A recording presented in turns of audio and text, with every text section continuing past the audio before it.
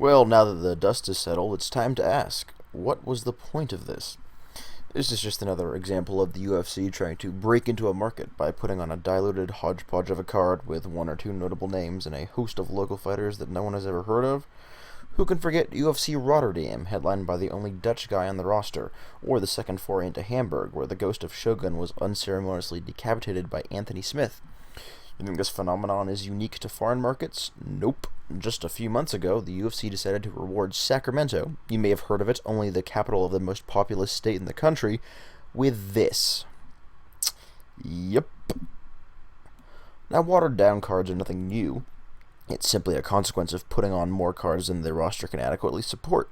What is bizarre, however, is that the UFC's continued attempts to expand their viewer market and fan base have manifested themselves in cards like this. Top-heavy piles of dog feces masked by the thin deodorant of condescending ethnic pandering. You'd think if they were actually trying to attract new foreign viewers to the sport and their brand, they'd give them something other than local fighters no doubt bouncing at the corner karaoke bar for a few weeks previous. I mean, this was an actual card.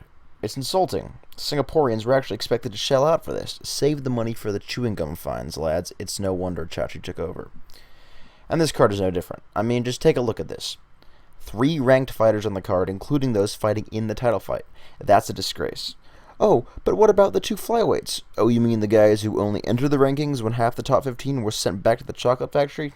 Come on now. Sure, the fights themselves were fine in that they weren't terrible, but that was it. I mean, the title fight was somewhat farcical and a painfully obvious attempt to get a Chinese champion so those 1.5 billion potential viewers will have someone to root for. Zhang was ranked 6th and coming off a win over Tisha Torres. Yep, that Tisha Torres, who at the time was on a 2-fight skid having just lost to some Polish broad, the same Polish broad who had a win over Andrade. Then there's Tatiana Suarez, best known for shoulder-mugging Brendan Schaub, and who also happens to have wins over top contenders and former champions.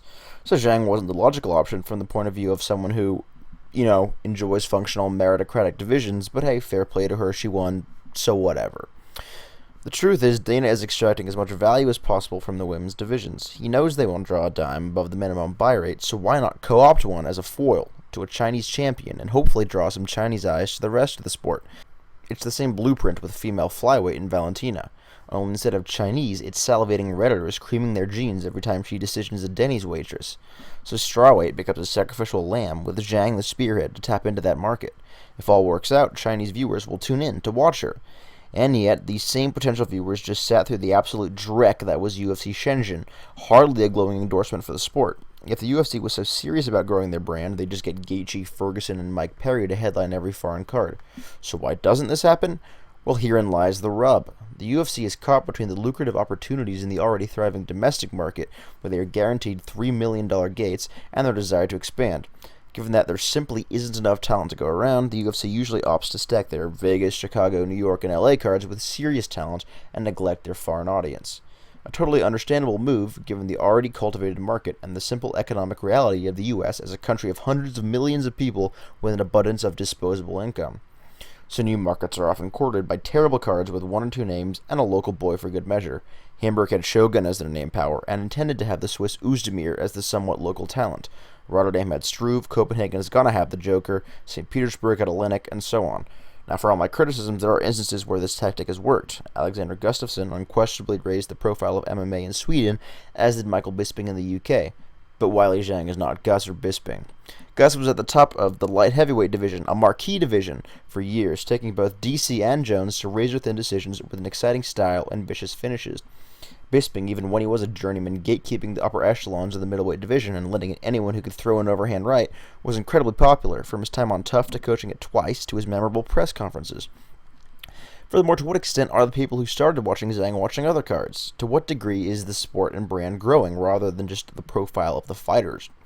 The UFC has been a platform for a number of stars over the years that have transcended MMA and become household names, most notably Conor McGregor and Ronda Rousey, but the financial benefits and exposure reaped by the UFC as a result are concentrated only on these cards. It's obviously a good thing for the UFC if they can get viewers just for Zhang, but the brand itself isn't really growing. So what's the takeaway? We'll continue seeing these sorry excuses for events, full to the brim with regional tier talent, because that's how the UFC does business. They are more interested in getting these quick paydays with local talent and local boys rather than growing the sport.